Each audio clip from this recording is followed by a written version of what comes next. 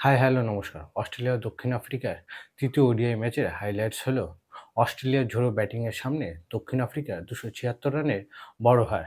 এটি দক্ষিণ আফ্রিকার ওডিআই ক্রিকেটের ইতিহাসে সবথেকে বড় হার। আর এই জয় অস্ট্রেলিয়া ক্রিকেটের ইতিহাসে রানের ব্যবধানে দ্বিতীয় বড় জয়। এই ম্যাচে অস্ট্রেলিয়া প্রথমে ব্যাটিং করে ২ উইকেটের বিনিময়ে ৪৩১ রান করে। এটি অস্ট্রেলিয়ার ওডিআই ক্রিকেটের দ্বিতীয় বৃহত্তম স্কোর। এই ম্যাচে ট্রেভিস হেড ও মিচেল মার্শের মধ্যে ২৫০ রানের বিশাল পার্টনারশিপ হয় এবং পরে ক্যামেরন গ্রিন ও অ্যালেক্স কেরির মধ্যে ১৬৪ রানের পার্টনারশিপ হয়। এই ম্যাচে অস্ট্রেলিয়ার ইনিংসে ৩ জন ব্যাটসম্যান সেঞ্চুরি ইনিংস খেলেছে।